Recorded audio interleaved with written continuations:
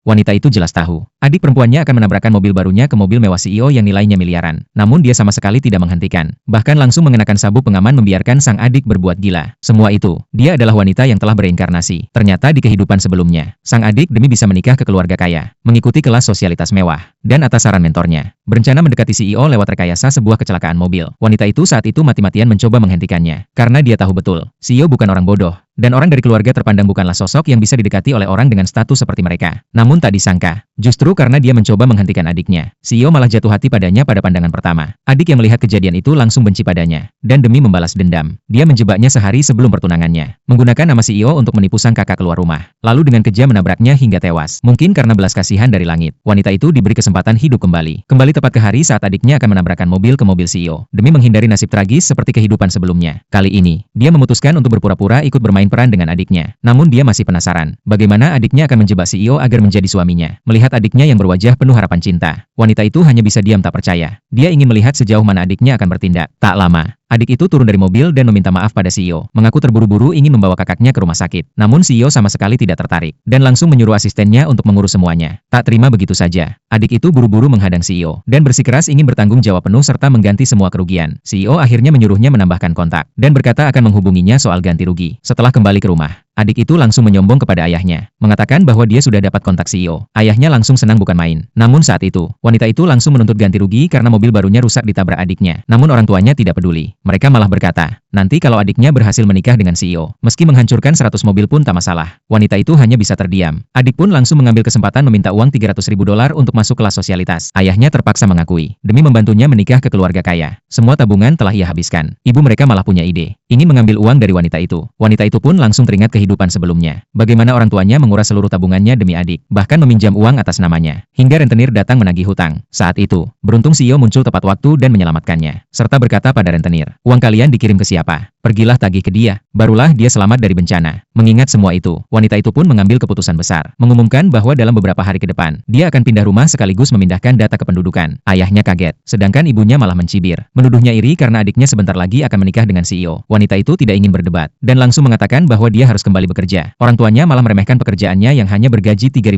bahkan menyuruhnya tetap dekat dengan adik, karena bisa saja nanti adik akan memberinya sebuah rumah. Namun wanita itu hanya menjawab tenang, uang yang aku hasilkan sendiri, itu baru benar-benar milikku. Sebelum pergi, dia menyarankan mereka untuk mencari tahu jenis mobil CEO. Adik yang mendengarnya tidak peduli. Namun saat dia benar-benar mencarinya, pemandangan yang muncul di layar langsung membuatnya terkejut hingga tak bisa berkata apa-apa.